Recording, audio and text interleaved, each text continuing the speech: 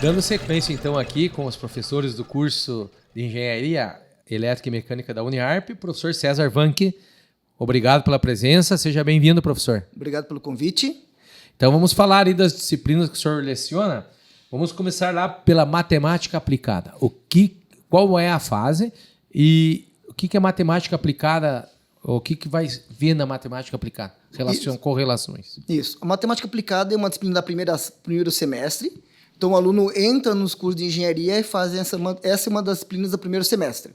Matemática aplicada, ela consiste basicamente em você pegar a matemática do ensino médio, faz uma revisão, sem entrar em detalhes de como você vê se fosse feito no ensino médio ou um curso de matemática, e aplica na engenharia.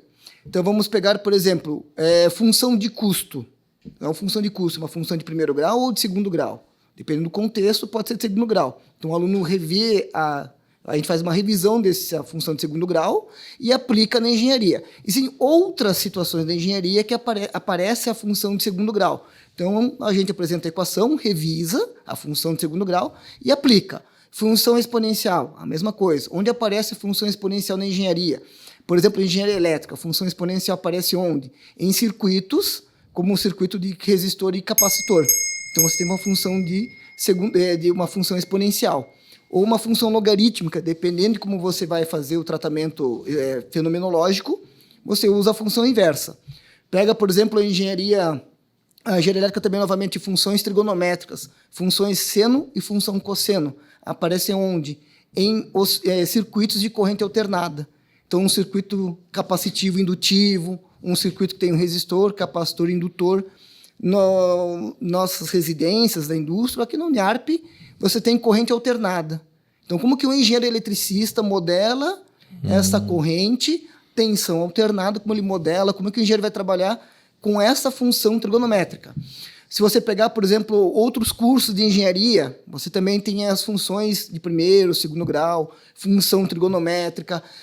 Função trigonométrica você pode pensar em termos de decomposição de vetores, então você vai pensar em termos de treliça, estruturas, né? Por exemplo, pontes ou telhados, você usa a treliça. Como é que o engenheiro aborda a treliça? Ele faz decomposição de vetores para calcular todos os esforços na estrutura. Muito bem. Aí já ele vai tendo uma visão da matemática onde que eu vou aplicar. Exatamente. Isso já vai falando e pontuando.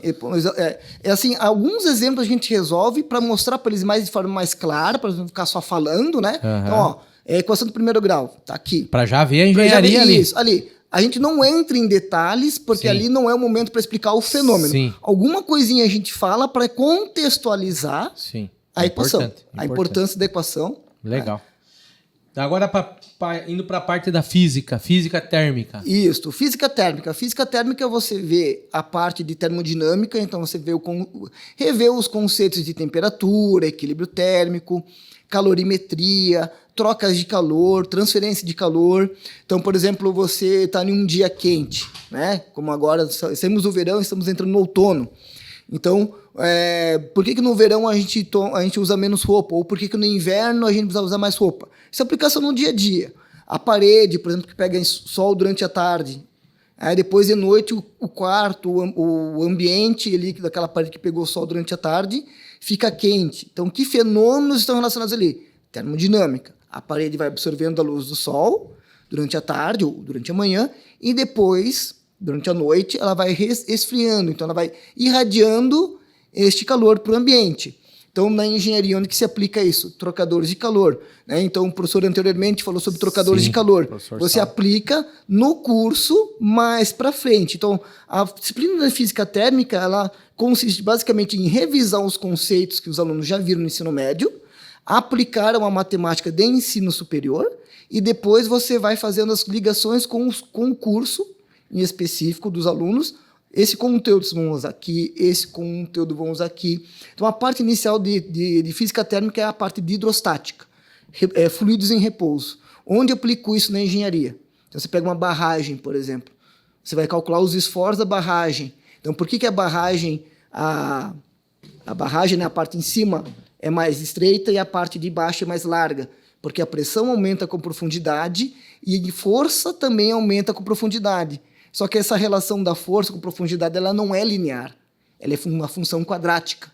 Então, a pressão aumenta com a profundidade, ela é linear, mas a força ela é uma função quadrática. Então, o aluno, o engenheiro precisa ter essa noção para quando ele for... Aí tem todo um cálculo estrutural de como se constrói a barragem, é outro ponto, é outra disciplina. Mas ali ele entende por que tem esse formato, as barragens. E você tem uma parte também depois de termodinâmica, né? Especificamente falando em máquinas térmicas, câmaras frigoríficas, que aí o aluno revê esses conceitos em disciplinas mais para frente, como termodinâmica, depois máquinas térmicas, ou câmaras frigoríficas, disciplinas mais específicas dos cursos de engenharia, ele vai focando e vai se aprofundando. Mas a física térmica é para dar um contexto e dar conceitos principais e ferramentas matemáticas para quando o aluno for ver nas disciplinas mais para frente, ele ter já visto o conceito e ficar mais fácil dele assimilar o conteúdo. Essa física térmica em qual fase? Terceira fase. Terceira fase. Terceira fase. E agora, como o senhor já citou ali também, que tem relação aí à termodinâmica. Isso. A termodinâmica, essa disciplina, esse semestre é focado para engenharia mecânica. Então, disciplinas de quarta e quinta fase de engenharia mecânica. Ela, então, consiste em você pegar esses conceitos que eu falei agora de física térmica, principalmente a parte de termodinâmica. Então, você pega temperatura, equilíbrio térmico, o conceito de calor, o conceito de trabalho que foi visto na física mecânica, no contexto de física térmica, e depois você aprofunda no contexto da termodinâmica. O que é um trabalho termodinâmico na termodinâmica? Então, isso está relacionado com o quê? Com um sistema que, ao realizar trabalho, você tira calor da fonte quente e coloca na fonte fria. Vamos pegar o motor de carro. O motor de carro, você tem a câmara de combustão, é a câmara quente, né? A fonte quente. O ambiente externo ao carro é a câmara fria. Então, você realiza trabalho, quando você permite que os pistões subam e desçam dentro do motor, realiza trabalho e, ao fazer isso, você tira parte do calor da fonte quente e coloca para a fonte fria. Na termodinâmica, é impossível, na física, você retirar todo o calor da fonte quente e colocar na fonte fria. Então, você entra com um conceito de trabalho.